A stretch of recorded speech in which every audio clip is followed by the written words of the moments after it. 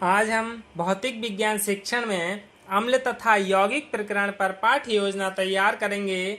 दिनांक 30/6/2020, विषय विज्ञान, उपविषय रसायन विज्ञान, कक्षा वर्ग 7C, कालांश द्वितीय, अवधि 35 मिनट। इसके सामान्य उद्देश्य यानी जनरल ऑब्जेक्टिव हैं: छात्रों में वैज्ञानिक व सैद्धांतिक दृष्टिकोण विकसित करना, छात्रों में विज्ञान विषय के प्रति रुचि जागृत करना, छात्रों में वैज्ञानिक तथ्यों का ज्ञान कराना एवं उनका व्यावहारिक उपयोग सिखाना, छात्रों में तर्क शक्ति, विचार शक्ति, कल्पना शक्ति आदि मानसिक शक्तियों का विकास करना।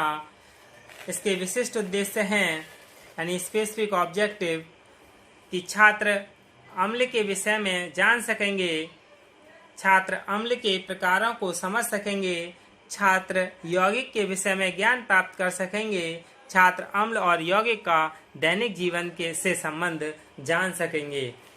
इसका पूर्व ज्ञान यानी प्रीवियस नॉलेज, छात्र अम्ल तथा मौलिक यानी अम्ल तथा यौगिक के विषय में सामान्य जानकारी रखते हैं। शिक्षण सहायक सामग्री यानी टीचिंग एड्स हैं, सामान्य कक्षा में उपयोगी शिक्षण सहायक सामग्री जैसे चौक, डस्टर, रोलर बोर्ड ये सभी आते हैं।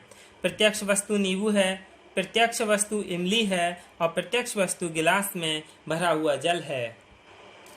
प्रस्तावना प्रश्न यानी पूर्व ज्ञान अनुमान: हमें पौधों से क्या क्या मिलता है? छात्र कहेगा हमें पौधों से फल, सब्जी, लकड़ी आदि मिलते हैं। आप कौन कौन से फल खाते हैं? छात्र कहेगा हम आम, सेब, संतरा, केला आदि खाते हैं। फिर छात्र अध्यापक का प्रश्न होगा संतरे नींबू का स्वाद कैसा होता है? संतरे और नींबू का स्वाद कैसा होता है? तो छात्र कहेगा संतरे और नींबू का स्वाद खट्टा होता है। फलों को स्वाद किसके कारण खट्टा होता है यानी फलों का स्वाद किसके कारण खट्टा होता है? छात्र निरुत्तर यानी अस्पष्ट उत्तर। तो छात्र अध्यापक कथन होगा कि फलों का स्वाद अम्ल के कारण खट्टा होता है। छात्रों, आज हम अम्ल के विषय में विस्तार पूर्वक अध्ययन करेंगे। छात्र ध्यान पूर्वक सुनेंगे व समझेंगे।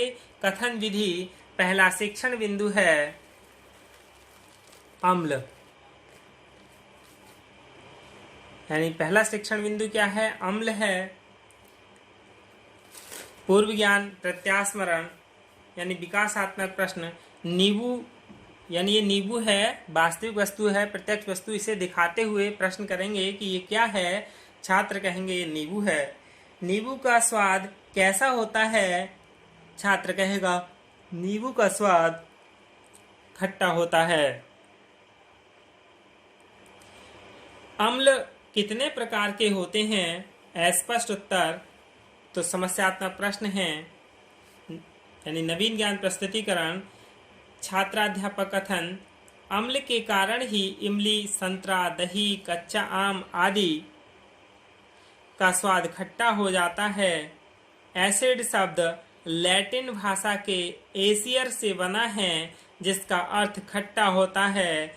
अम्ल को भोज्य पदार्थों में प्राप्त किया जाता है। यह प्राकृतिक, मानव या कार्बनिक अम्ल होता है जैसे नींबू तथा संतरे में सिट्रिक अम्ल के कारण तथा सिरके में एसिटिक अम्ल के कारण स्वाद खट्टा होता है। यानी नींबू और संतरे में कौन सा है? सिट्रिक अम्ल। छात्र ध्यान पूर्वक सुनेंगे, समझेंगे। व्याख्यान से प्रदर्शन विधि: इसका मूल्यांकन प्रश्न है फलों को का स्वाद किसके कारण खट्टा होता है? दूसरा शिक्षण बिंदु है अम्ल के प्रकार। ज्ञान प्रत्यास्मरण विकासात्मक प्रश्न: छात्रों, आप मेरे हाथ में क्या देख रहे हैं? यानी इमली दिखाते हुए प्रश्न करेंगे। तो छात्र कहेंगे कि हम आपके हाथ में इमली देख रहे हैं। यानी इमली है, प्रत्यक्ष वस्तु है। इमली का स्वाद किसके कारण खट्टा होता है? तो छात्र कहेगा अम्ल के कारण खट्टा होता है। छात्र क्या कहेगा कि ये अम्ल के कारण खट्टा होता है। अम्ल कितने प्रकार के होते हैं? समस्यात्मक प्रश्न है।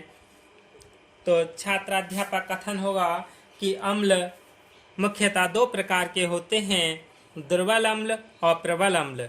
दुर्बल अम्ल यानी जिनको चख सकते हैं, जैसे साइट्रिक अम्ल, एसिटिक अम्ल, लैक्टिक अम्ल, टार्टरिक अम्ल, ये सभी अम्ल जो हैं वो दुर्बल अम्ल हैं जिन्हें हम खाते हैं। प्रबल अम्ल जिसके छूने से त्वचा जल जाती है, जिसको हम चख नहीं सकते, जैसे सल्फ्यूरिक अम्ल, HCl अम्ल, HCl साइट्रिक अम्ल आदि, यानी इनके लिए हम छू नहीं सकते क्योंकि ये त्वचा को क्या है, जला देती हैं। छात्र ध्यानपूर्वक सुनेंगे, समझेंगे। व्याख्यान से प्रदर्शन विधि, फिर मूल्यांकन प्रश्न होगा कि अम्ल कितने प्रकार के होते हैं। छात्र बता देगा कि अम्ल 2 प्रकार के होते हैं।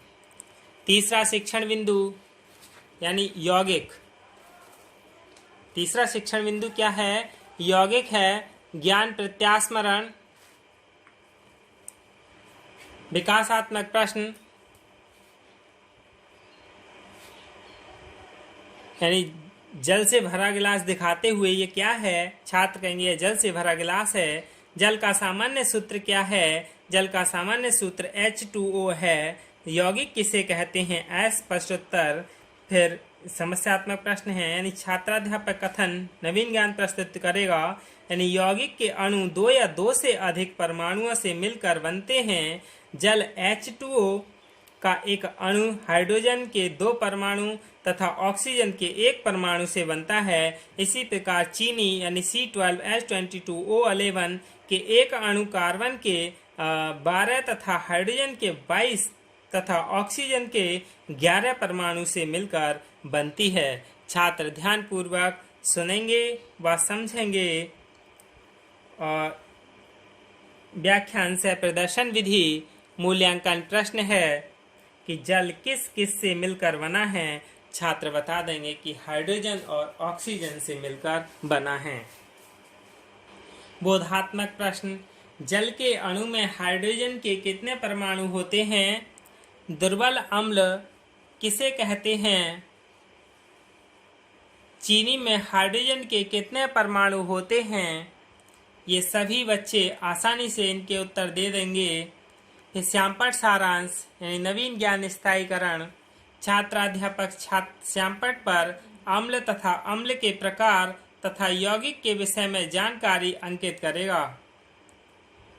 निरीक्षण कार्य यानी लेखन कौशल, छात्राध्यापक श्यामपट्ट कार्य को छात्रों से अपनी अभ्यास पुस्तिका में उतारने के निर्देश देता है एवं कक्षा में घूम घूम कर निरीक्षण करेगा। छात्राध्यापक के निर्देशानुसार छात्र श्यामपट्ट कार्य उतारेंगे। फिर गृह कार्य यानी अभ्यास, अम्ल के विषय में लिखकर बतलाइए। छात्र गृह कार्य उतारेंगे एवं घर से करके लाएंगे। और ये क्या है? श्यामपट्ट सारांश है।